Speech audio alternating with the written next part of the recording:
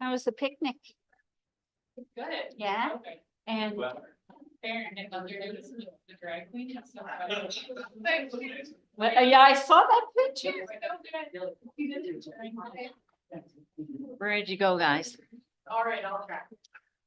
1 minute. Yeah. It's funny. We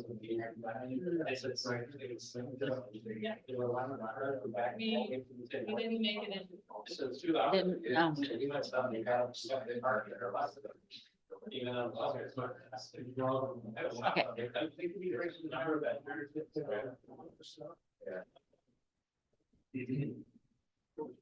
Good afternoon.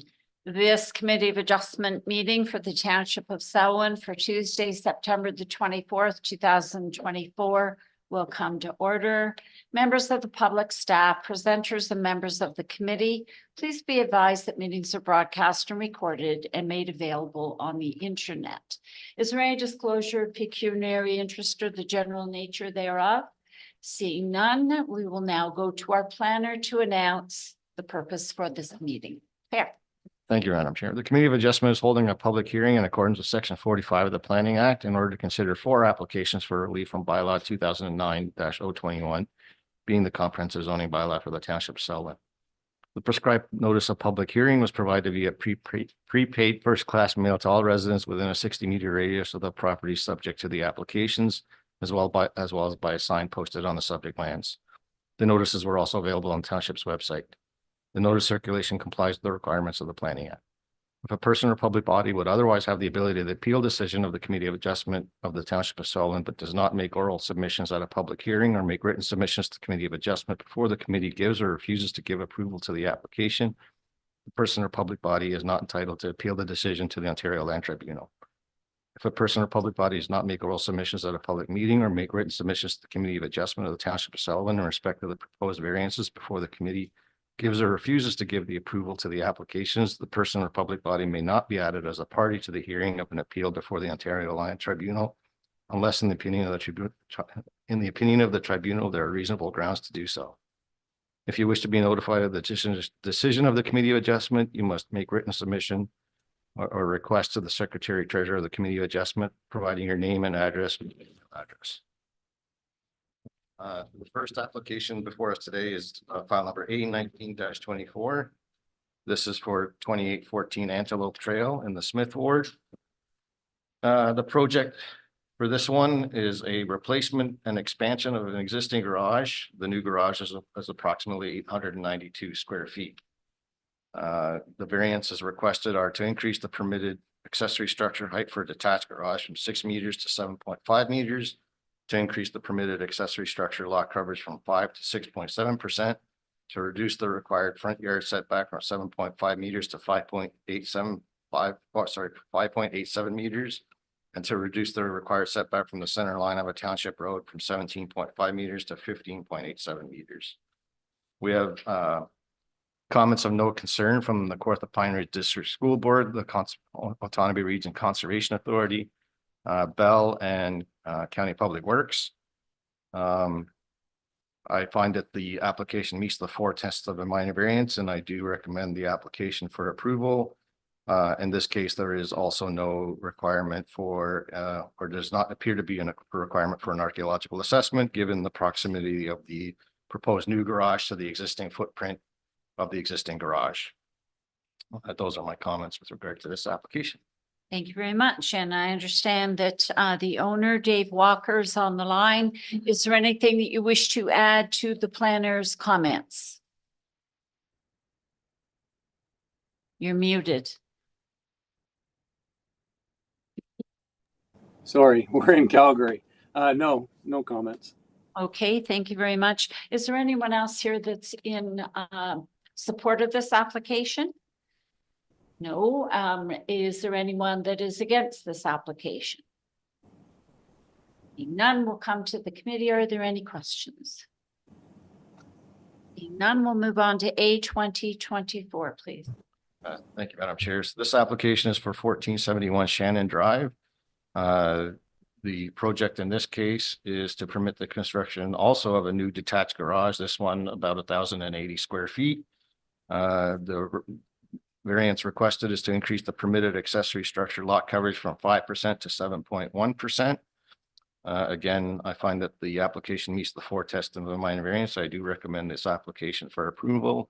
In this case, an archaeological assessment appears to be required, given that the new garage is on a previously undisturbed portion of the subject property. We also have comments of no concern from Kawartha Pine Ridge District School Board, the Otonabee Region Conservation Authority, Bell, and County Public Works. Thank you very much.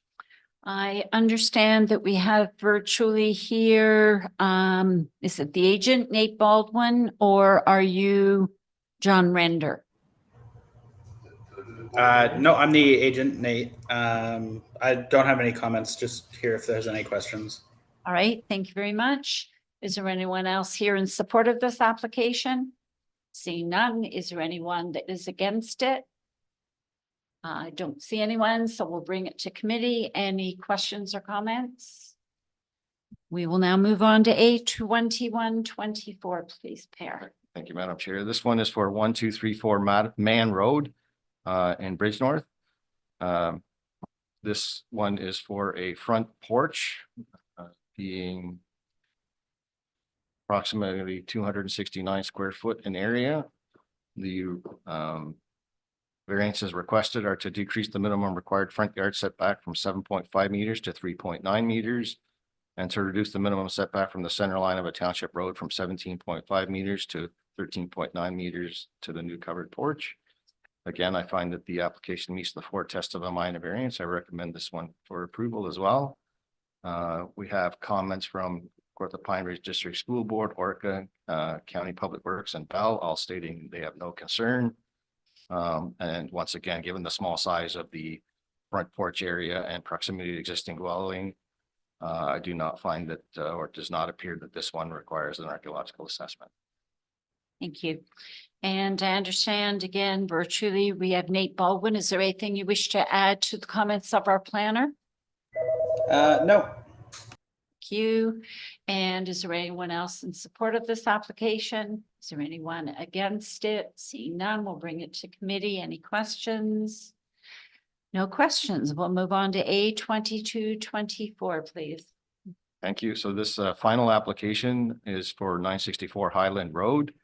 Once again, this is a small front porch variance, approximately 56 square feet. The variances requested are to reduce the front yard setback from 4.21 meters to 1.35 meters, to reduce the minimum setback from the center line of a township road from 14.21 meters to 11.35 meters, and to increase the maximum lot coverage of all buildings and structures from 20 to 30%. Once again, I find that the application meets the 4 tests of a minor variance, and I do recommend it for approval. We have comments again of no concern from Kawartha Pine Ridge District School Board, Bell, County Public Works, and the Otonabee Region Conservation Authority. And again, because of the small footprint and proximity to existing dwelling, I find that there's no archaeological assessment required for this one as well. Okay, thank you. I don't, is there anyone here that's in favor of this application? Is there any? Yes. Did you have a? All right, so you're Andrew Bell? Yes. Yes. So do you have, oh, sorry, Andrew Self. It's my eyes. Do you have anything you wish to add to what the planner has said? Thank you. All right. Is there anyone here that's against this application? Seeing none, I'll bring it to committee. Are there any comments or questions?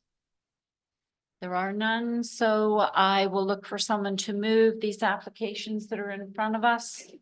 Moved by Councillor Boyko, seconded by Deputy Mayor Black. All in favor? That is carried. Thank you very much. We will now move on to minutes of August the 13th, 2024.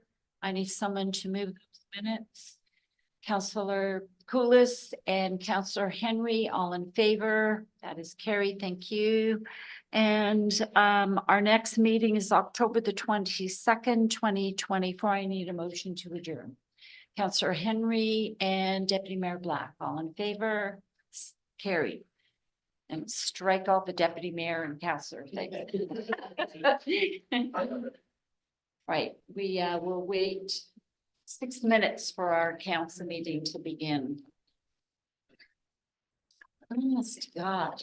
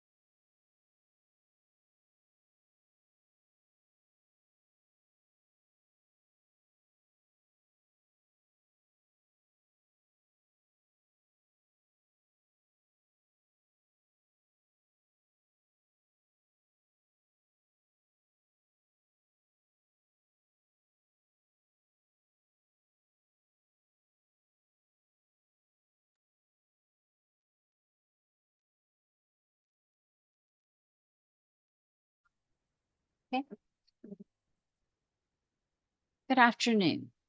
This Township of Selwyn Council meeting for Tuesday, September the 24th, 2024 will come to order. We respectfully acknowledge that we are on the treaty and traditional territory of the Mississauga and Anishinaabe. We offer our gratitude to the First Peoples for their care for and teachings about our earth and our relations. May we honor those teachings.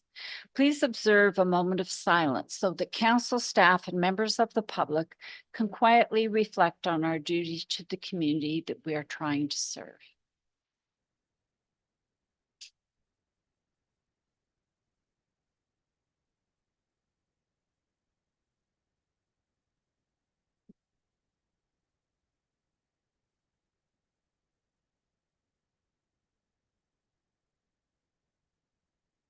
Thank you.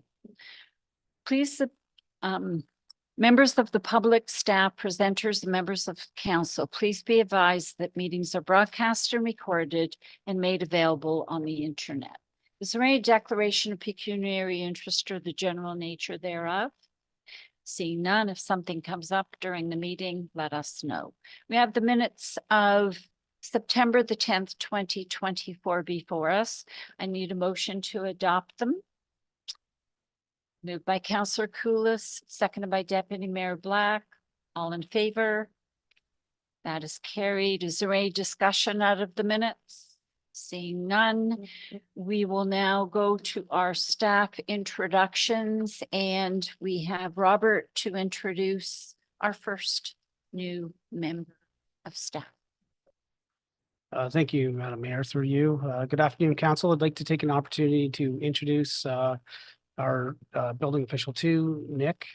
Nick's joined us back on August 12th. He brings over 4 years experience in the building enforcement and building inspection role, as well as almost 20 years experience in construction, building things. And he's a great addition to the team. He's already showed great value to us, and we're excited to have him here. Well, welcome. Yes. Anything you'd like to say? Okay. And we now have Angie, who's going to introduce our next new member of staff. Yeah, thank you. Pleasure to introduce Bryden Erdman. Thanks, Bryden, for standing. We have some other audience members, so it's good to point you out. So this is a brand new position for the township. It's Emergency and Risk Management Advisor. So we're really fortunate to have recruited Bryden to this role. It's brand new, and so I know he's going to, really put his stamp on it. Bryden grew up locally. He actually went to Ridpath and Adam Scott, so he knows our area and our community really well. He's got great emergency and risk management experience. He started with Police Foundation, so that's his educational background. And most recently, he was the manager of security and emergency preparedness at Fleming College. Prior to that, he worked for Billy Bishop, Toronto Airport. His last role there was as duty manager. Shared some interesting stories with us during his interview. So you might want to bend his ear someday. I think he's got some interesting stories there to share. He's got a big list of projects and lots of files, so he's very busy. But we're really, really, really happy to have him here. Well, thank you, and welcome to you as well. And we saw you this morning at our little session that we had on emergency planning. So happy to have you here. Is there anything you would like to say? Mayor Sendis, could I add just one more? Yes. Sorry, I'll just add Paris as well, because she's here today as well. So I just thought, of course, we have Lily Morrow with us as our sustainability coordinator. Lily's going to be leaving us this week, heading off on maternity leave. So she's here with her report today, but we do have her replacement, Paris Carr. So I just thought I would take a minute just to introduce her. I apologize. It sort of threw it on you there. So Paris is another local resident. She's a recent graduate at Trent University. She has a Bachelor of Education, and I have to read out the other degree because I'll never remember it off the top of my head. Honors degree in Environmental Resource Science and Studies. She's got lots of great work experience and volunteer networks. She's worked for Peterborough Greenup and the Ecology Park, Kawartha Land Trust, the Turtle Trauma Center, and there were a whole number of things. So she's very active in the community. So great to have her with us. And both of the positions I just chatted about were, in my view, were a little bit of unicorn positions. So we're really happy to have recruited some really qualified folks for those jobs. Excellent. Well, thank you very much and welcome to you, Paris, as well, and looking forward to working with you. Is there anything you would like to say?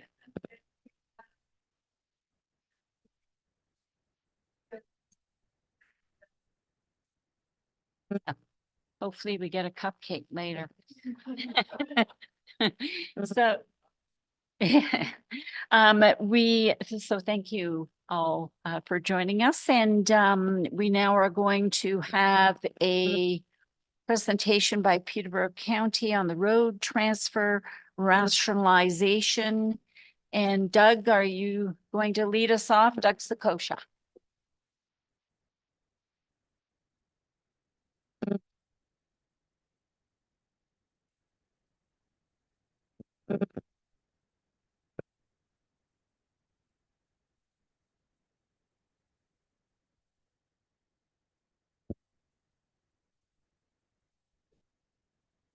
Thank you, Mayor. Good afternoon.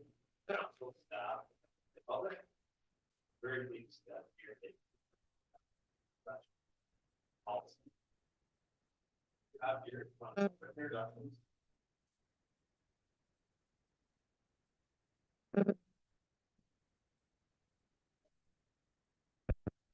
Too bad. Reset. Okay. So unfortunately, Carl, the supervisor,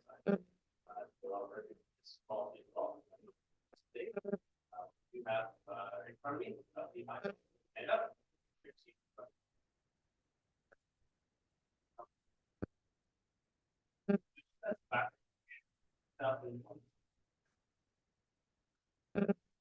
And part of that,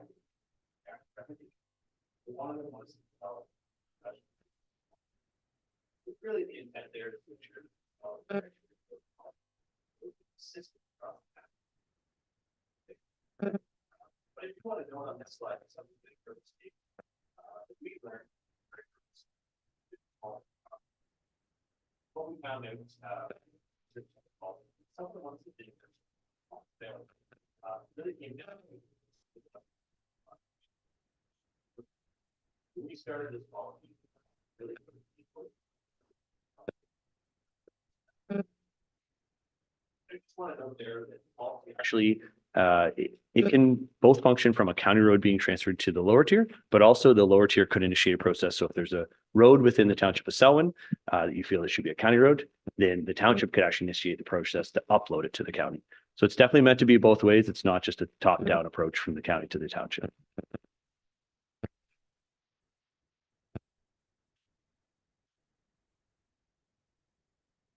Try this again.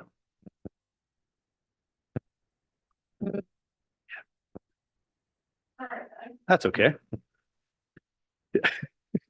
No problem. So first up is some principles around a county road. So really, when you think what should be a county road, we wanted to lay some principles.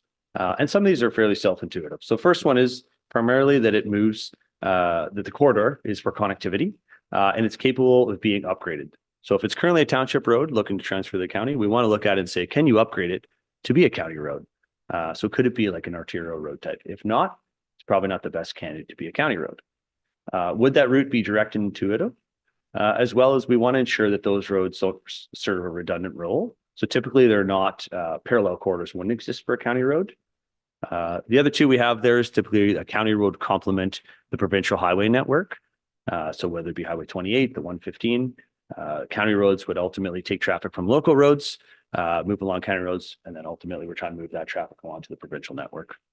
And lastly is within settlement areas, just really highlighting here that typically a county road serves through traffic, whereas obviously local roads within settlement would be more for things like beautification or community improvement plans. A county road through settlement area would be primarily to move a corridor to move traffic through it there. Oh, you got me. Okay.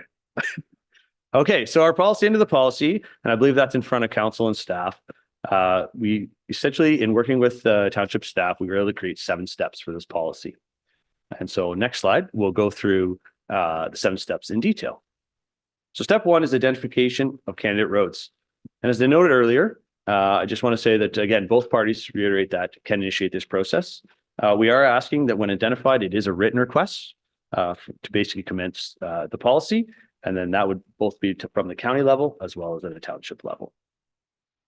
Next slide. So step number 2 is around scoring of candidate roads.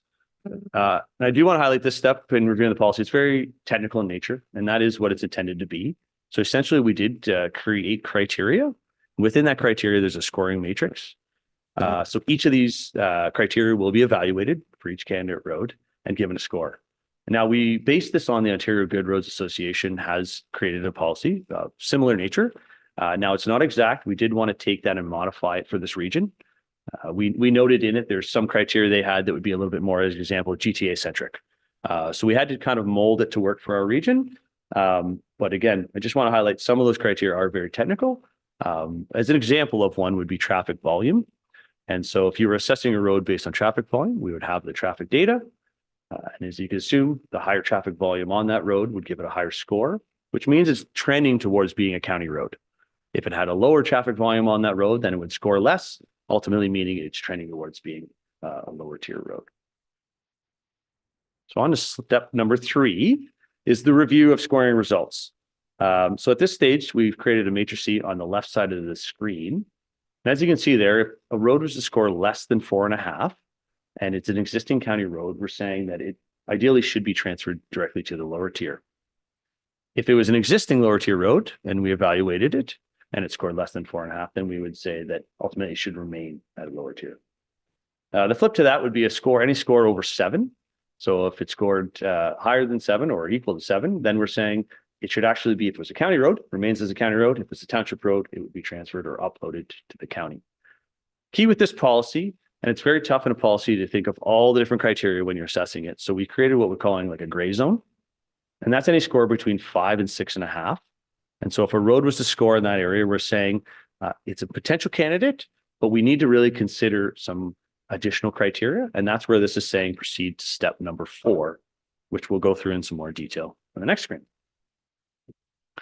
So in this, in step number 4, again, it only applies when you're in that gray zone between 5 and 6.5. Some additional criteria or things that should be considered are listed in front of you. Now, these aren't all the examples. We would obviously be working with township staff when considering these roads.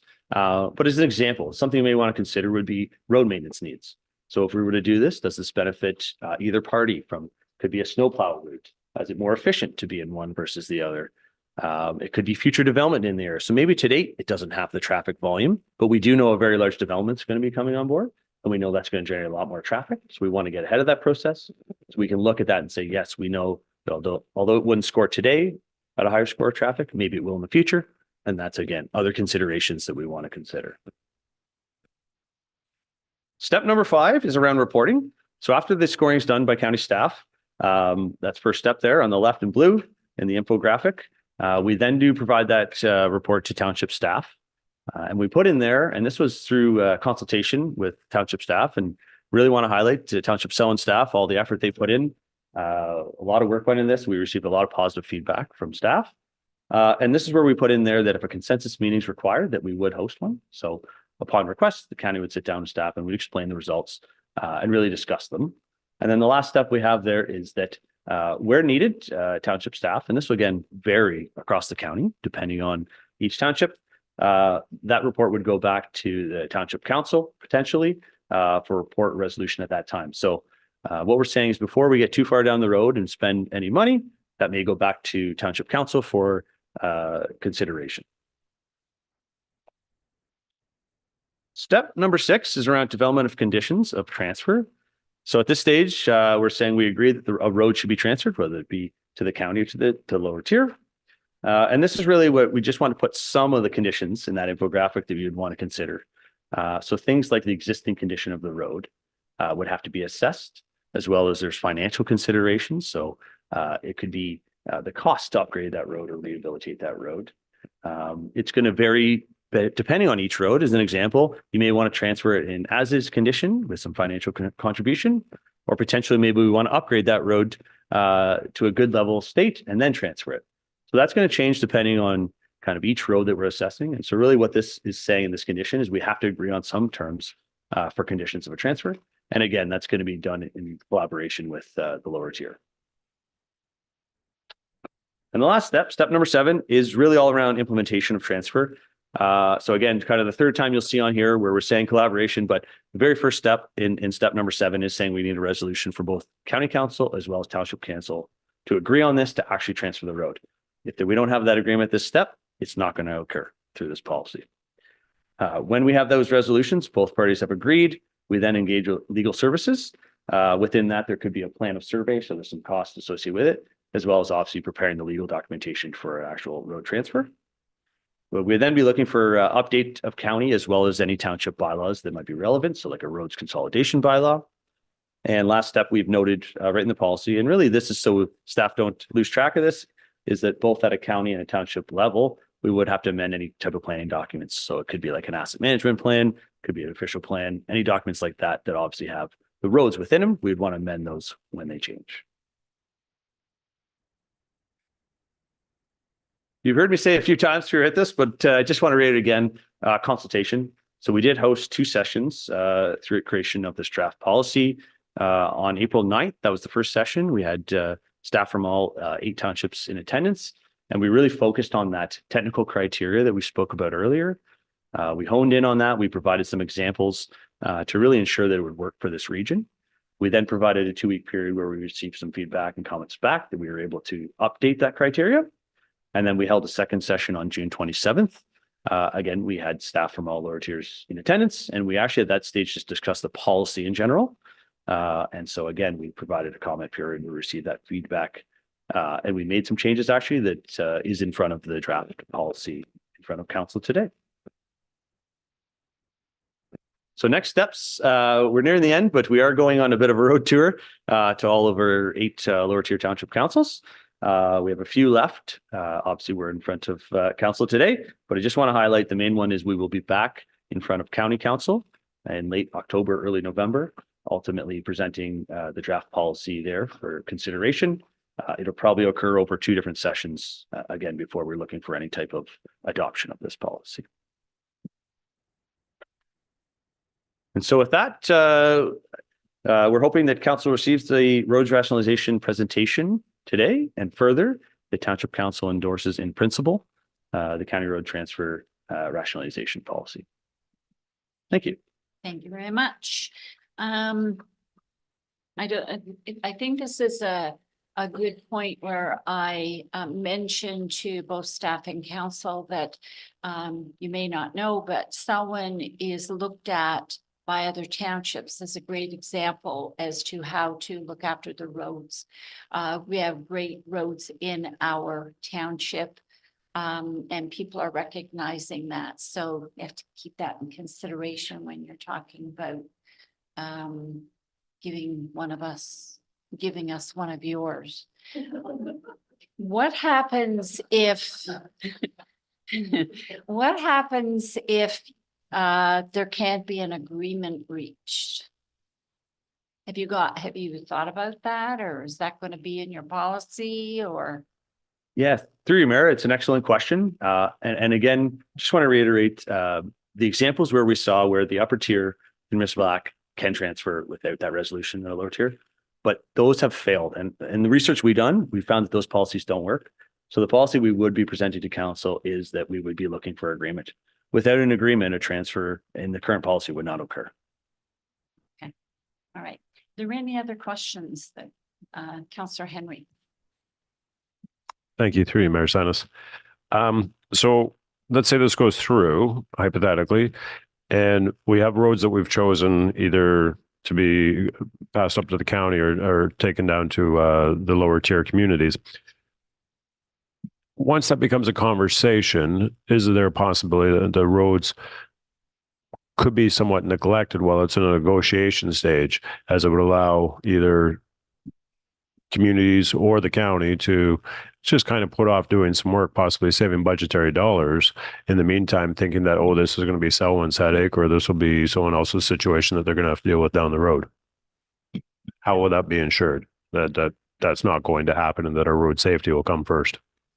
Yeah, through you, Mayor. And the road transfers I've seen in the past in my tenure at the county, I think staff are responsible for that network. So if a road's being considered but not transferred, I can speak on behalf of the Peterborough County staff. Engineer would look at it, it's still our asset. So we have an asset management plan. We have a 5-year capital plan. So that looks out 5 years. I would say it's best due diligence of your staff to obviously the road. It still is your road until transferred. So we don't foresee that, you would see negligence or a road to be left in poor, say, maintenance. I don't believe that would occur.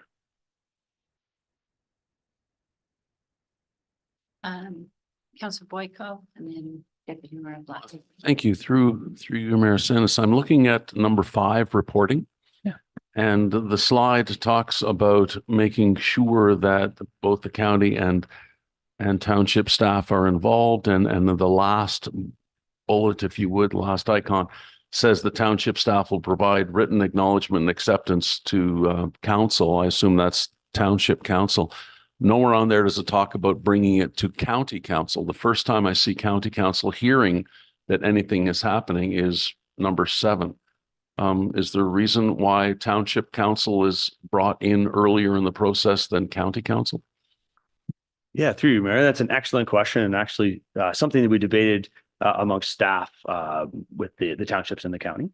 And so the intent here is that at a lower tier level, to bring in that council in step 5. There could be some small costs we're going to say occurred in step 6 to develop those conditions. Within the county council budget, we do have expenditure of those. It's a very small amount, but we would have that within. So we're saying at a staff level for the county, we're comfortable with proceeding there. Keeping in mind, we've already had council early on and at the end. So we're saying this step for a township was only when required. So some townships thought it would be best to involve their council at this stage, and some others didn't want that. So that step's very much staff discretion at a township level. Okay, thank you. Deputy Mayor Black. Thank you. Through Mayor Sinis, thanks for the presentation, Doug. Excellent. Just a couple of questions. With respect to the road transfers, are there different standards for the roads as far as width and those sorts of things? And would that have to be upgraded if it's a township road going up? Would it have to be upgraded to that standard before it would be transferred? Through you, Mayor. Yeah, again, excellent questions. And that's actually all in step 6 in the package. And so we do recognize there that the transferees road standards are going to apply. So the county standards may be different than the township, and the township standards might be different across the 8 within Peterborough County. So we have it in there that yes, it would apply to basically the receiver of the road is going to have to say what are their standards to receive it. So it would affect it. Just the second point there I want to note is that the road technically doesn't need to be upgraded to transfer. That could be a condition that it's transferred with cash in lieu, as an example. So we've seen across, again, it's different jurisdiction. Some municipalities may rather that, maybe they want to do some work in-house with their own operation staff as opposed to a contractor. So that's why we've given different options to say, yes, it could be upgraded and then transferred, or it could be transferred in state with that financial concession. Oh, yeah, through the Mayor. Thank you. Yeah, so I imagine things like snow plowing standards would be different frequency than township roads, and Manager of Public Works might be able to comment on that. So there is a difference in cost of operating that road, moving it up. Is that fair to say? Well, through you, Mayor, and then yes, then I'll pass it over to Adam. So the minimum maintenance standards apply across Ontario. So it all depends on actually the traffic volume of the road. So just the transfer road itself, the minimum maintenance standards would be very similar. They'd be applying to both parties regardless of which jurisdictions it's in. When we're talking about just, I guess, road standards, just to clarify that, it may be more engineering standards. So the platform width, the actual width of the road, or the shoulder width of the road, those might change depending on jurisdiction or ownership. And that's what we're speaking to when we're kind of talking about the road standards. Yeah. Yep. One last follow-up. Go ahead. Thank you, Mayor. So obviously the easiest ones to do are where costs are just, shared. It's not gonna be any different cost. And I think anybody that's been around council knows some of these roads that are going, like, why is the county doing this? Why is the township doing this? Because the connectivity, doesn't make sense. You're pulling a plow up to go across a piece of roadway to get onto another piece. Are there, did you identify any, what I call low hanging fruit out there that would be easy ones that the road standard would be okay to transfer either way? And the cost wouldn't be different for either party that those things can be moved forward a little more expeditiously. So they're, from a productivity point of view, it makes more sense for the township to do that road or the county to do road. Do we identify through the project any of those low hanging fruit? Through you, Mayor, just a few points actually I'll note there, and something I did have a note and I forgot to actually present in the presentation is when we're talking about this policy, 2 road candidates may occur at the same time. And if that's the case, so if there was one going either party, I just want to note it would be net financial concessions. So often in the past, we've seen that one would go one way, one go the other, and then you net out the financial concessions. But with that, we did not run the policy for all roads. We didn't want to do that. We want to get a policy in place before we take those considerations. I will note, though, in the transportation master plan, public information, a few roads that in that were noted was County 12 or Fife Spade, the loop we would call it, as well as consideration for the third line or the extension of County 19. But again, those have not been put through the policy because it hasn't been adopted yet. But those were referenced in the transportation master plan. All right, thank you. I think that's the end of the questions. So I'm looking for someone to move the resolution that would be the council receives the county road rationalization policy presentation, and further that Selwyn Township Council endorse in principle the county road transfer rationalization policy. So can I have someone move that? Councillor Henry's moving it, seconded by Councillor Boyko. All in favor? That is carried. Thank you very much. And thank you very much for joining us today. Thank you.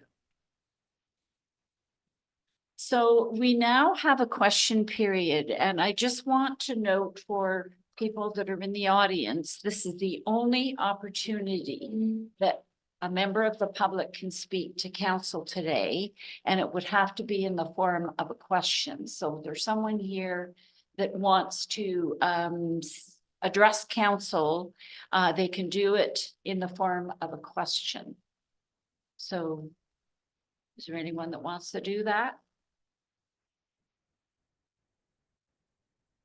This is the only opportunity that a member of the public can speak to us today. If you don't speak now, there won't be any opportunity. Sorry, I'm being looked at here. So just because the petition is on the agenda doesn't mean you speak No. to it. So you would have That's what to, I'm saying. yeah, so So if you want to ask a question, you have the ability to do that. Yeah, has to be in the form of a question. Yeah.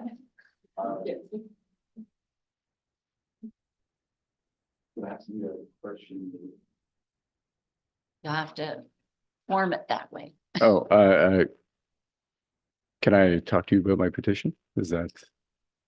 No, it's. I know with the question, is council open to discussing bylaws concerning chickens? Are we open to, I'm sorry, to discuss? Discussing, yes, bylaws concerning chickens. We have something, a petition here that might be spoken to during our council meeting, but you won't have the opportunity to speak to it at that time. Okay, So I would imagine there will be something said about the petition. perfect. Is that good enough for you? Oh, that's great. Thank you. Okay. All right, thank you. Were there any other questions that came in, Madam Clerk? no other questions. Okay, thank you. We'll move on to Mike Richardson, who's going to be talking to us about the Community Sport and Recreation Infrastructure Fund as it relates to the Ennismore Arena floor/chiller replacement. Michael. Yes, through you, Madam Mayor.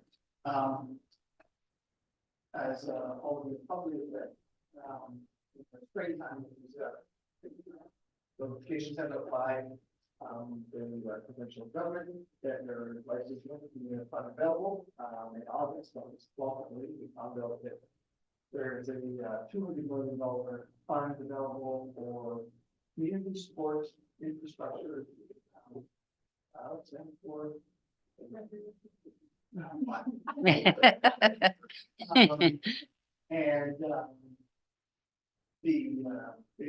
allows for up to $1 million available for communities to do major replacements. It certainly is in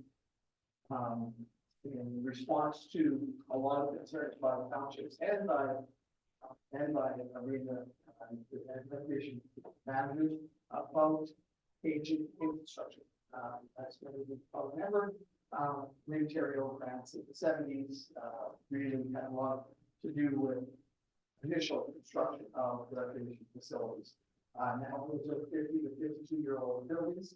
Ours is 52 years old, and also I should aware earlier this year we put some money aside and had council support to do a temporary fix of the arena floor. It is also 52 years old. And with the minor league, we had a CO lesson, and the government is an example. They've been running about a year and a half on the same system, same repair.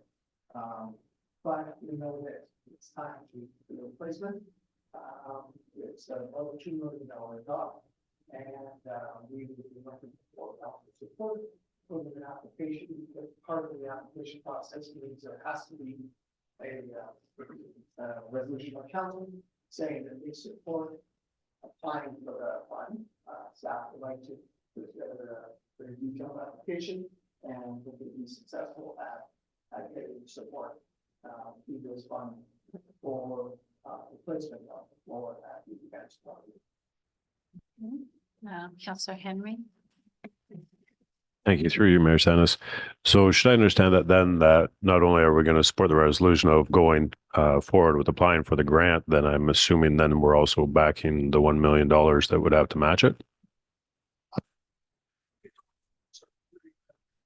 Because of the fixed project, that wouldn't happen this year, but yes, in the future, if we're successful, we would need to have the other 50% of it. Any other questions? I would recommend, because it was suggested to me, when council votes on it, if they're in support, that a copy of the application be sent to our MPP's office, Dave Smith, so he's aware that it is in there. And hopefully he will fight tooth and nail to get us the money. So can I have someone move the recommendation that's in front of us? Councillor Henry, seconded by Councillor Boyko, all in favor. That is carried. Thank you very much. We'll now move on to Janice LaValle is going to talk about curbside garbage collection contract extension for the next 3 years. Janice. Thank you. Yeah, so our curbside garbage collection contract was extended the last time in 2022, and it was for a 2-year period, taking us to September 28th, later this week of this year. And there was an additional clause that allowed for a further extension subject to the circumstances at the time of expiry. We've had a couple of extensions that really are related to the process that the county is going through in terms of looking at the potential upload of the curbside garbage collection contract for the opt-in municipalities. There's 5 of us. And really, it doesn't make sense for us to go out for bids if indeed the county is going to proceed with that process. So we did have some conversations with Waste Connections. They've been very good to work with through this process because we have had numerous extensions, and they certainly are agreeable to extend the contract for another 2 years. That would get us to December 31st, 2026. So 2 years and a bit, and then a further year on a month-to-month basis.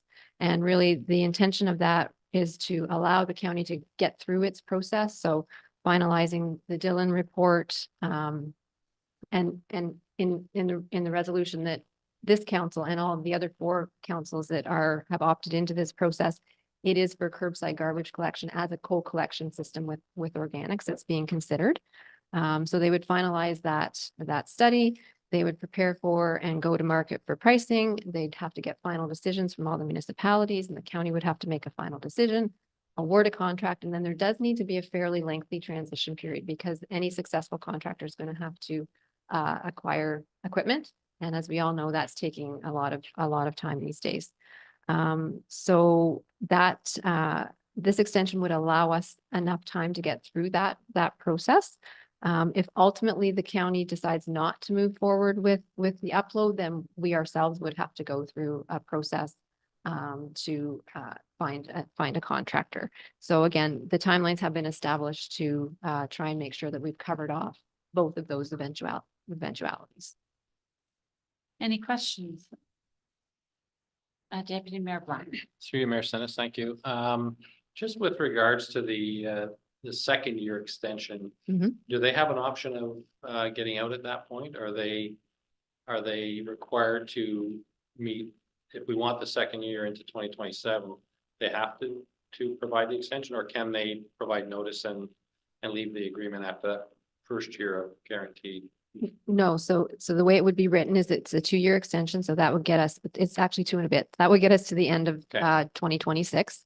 And then it would be month to month. And essentially it would be us giving notice at the time that we no longer need the service. So that the termination provision is on to the township. Just on one side, they Yeah. don't have the right to terminate Yeah. in that third year? No, Or- Okay. No. Yeah, perfect. Any other questions? Seeing none, I need someone to move the recommendation. Deputy Mayor Black, seconded by Councillor Coulis. Favor, that is carried. Thank you. We'll now move on to Adam Tobin, who's going to be talking about the road safety device for Fothergill Isle guardrails. Thank you. Through you, Madam Mayor. As you may recall, in 2022, we had a review of our large diameter structures through DM Wills. And through that study, there were some deficiencies noted on some road safety devices, particularly Fothergill Isle. So last year we went out for bid with the county tender as a provisional item on Fothergill Isle and budgeted for basically the estimate that DM Wills had provided through the review. The tender came back quite a bit higher than what the budget had allowed for. So we paused last year and we budgeted for this year and then went in for a joint tender with the county again this year. So we did find that we did get some pretty efficient savings going through the tender with the county. So I'm here to ask council to agree with awarding to Powell Contracting Limited for completion of the road safety devices along Fothergill Isle. Are there any questions? Seeing none, I need someone to move the recommendation. Councillor Coulis and Councillor Henry, all in favor? That is carried. Thank you. We're moving on to consent items. Is there anything that anyone wants pulled? I do want to pull 5A to let Lily give her last presentation to us before she goes away on us. Is there anything else anybody wants to pull? No? All right. So before we go to Lily, if we can have someone move the other consent items that are before us. Deputy Mayor Black, Councillor Boyko, all in favor? That's carried. Thank you, Lily. Good afternoon, Mayor and Council. So yeah, really this report is just before you for the township to potentially proclaim October 1st to 31st of the month of October as Circular Economy Month. This is something we've been doing annually for the last few years. It used to be called Waste Reduction Week, and it was just a week celebrated within the month of October. And it's since been extended to be a monthly campaign for the whole month of October. It gives us an opportunity to demonstrate the township's commitment to waste reduction, climate change action, and community education and awareness. So we plan some social media content to go forward for the month of October, do some outreach via our newsletters to the public and local businesses, and also try to connect with our local schools as well. So everything's kind of in the report, but happy to take any questions you might have. Are there any? Seeing none, I will ask for someone to move the report by Lily. Moved by Councillor Coulis, seconded by Councillor Boyko, all in favor. That is carried. And we somehow bypassed the petitions. There is one here for Urban Ends. And so if we can kind of pull that out of what we already approved and. It's actually not in the this way- consent, sorry. Yeah. Oh, it's separate? Yep. Oh, okay. I always thought that was part of our consent. Hmm? Yeah, it does. Yeah. Okay. So, we'll move on then to the petitions. We have one for Urban Hens, and I don't know if anybody wants to speak to it.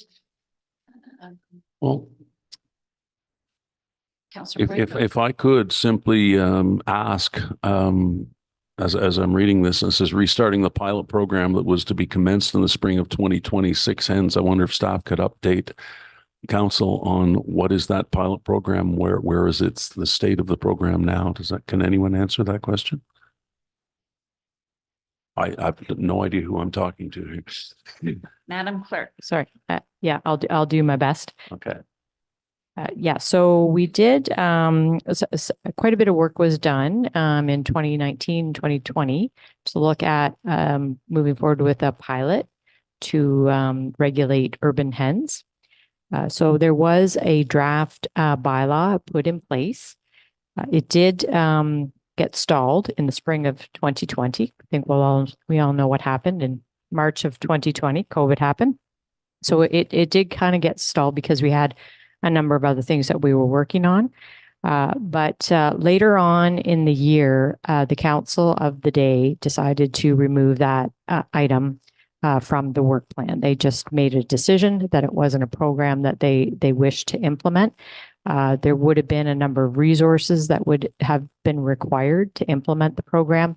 In particular, we were relying on Peterborough Public Health to really help us implement the program, in part because they were going to help us with education, but also with licensing and inspecting any kind of urban hens that would have been licensed at various locations. Given all of the challenges that they had during COVID, it just really wasn't realistic to move forward with the program at the time. We also did, through the public process, have, there were those that were definitely in support and there were those that weren't. So I think the council of the day just decided that it didn't want to move forward with a program that couldn't really be supported with resources and really wasn't being embraced by the public at large. We had just way too many other things that we were trying to manage. So as a result, it was removed from the work plan and it hasn't been taken up as a potential project for future consideration. I could ask a follow-up then. Number 3 on the petition says a halt on any bylaw enforcement related to number 1 or 2 by urban hens. I think as we're talking about Bridgenorth, Lakefield, and Ennismore, I assume that's what urban is referring to in the township? Yeah, Yeah, exactly. okay. So currently, the only locations that are zoned agriculture or rural would permit hens. Right. So anything with a residential zoning would not permit. Yeah, okay. So I know that in Lakefield, I can't speak to Bridgenorth and Ennismore, but I know that in Lakefield, there are a number of people living in that urban area that have hens in their backyard. It's just known in neighborhoods. It's some people don't mind, some people think it's great. Other people don't like the noise, don't like the smell, don't like more rodents around. So is this something that we as a council believe should be looked at? That's one question. Part of that is it says halt on bylaw enforcement. What bylaws exist now with regard to hens that are being asked about enforcement? Can anyone answer me that before I go to council to say, is this something we should look at in more depth? Yeah, I can answer that. So the way, of course, we manage our bylaws are through complaints.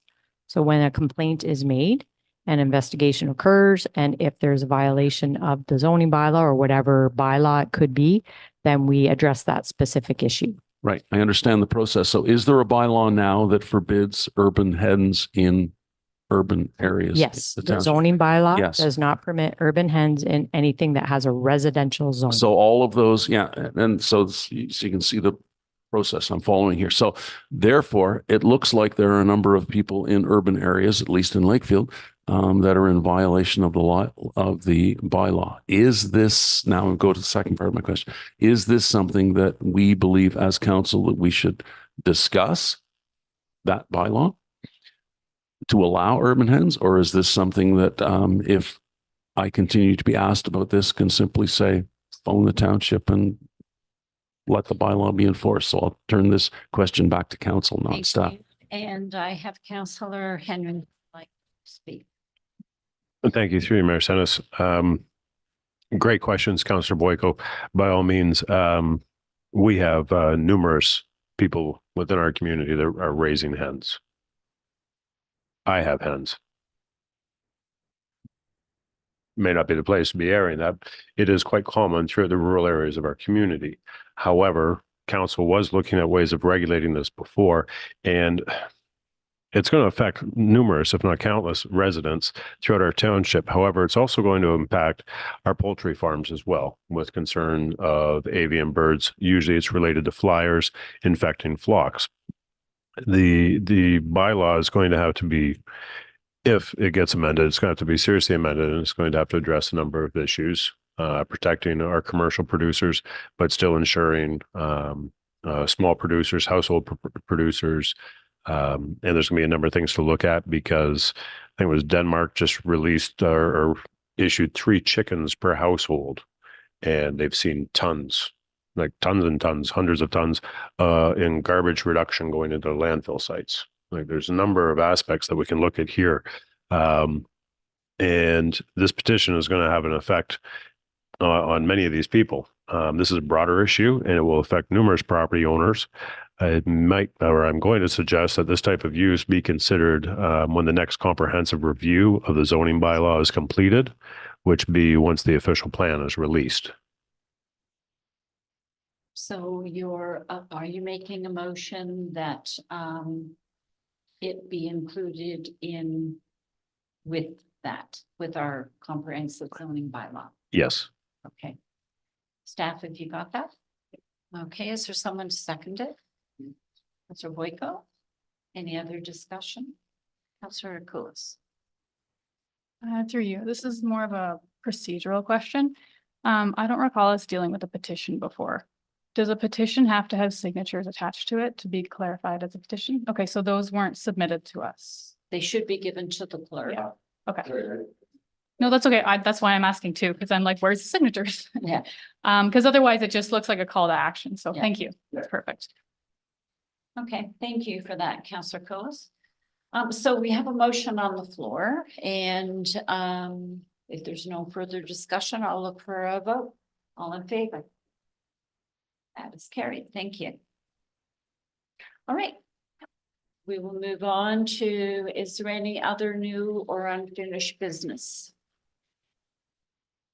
Seeing none, we have our bylaws. Madam Clerk. Sorry, we have bylaw 52, the authorizing bylaw for the curbside garbage collection extension. Right, need someone to move that for me?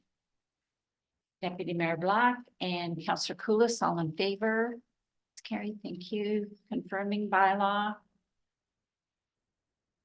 Councillor Koulis and Councillor Henry, all in favor? It's carried. And a motion to adjourn. Councillor Henry and Deputy Mayor Black, all in favor? It's carried. Thank you. Have a great afternoon.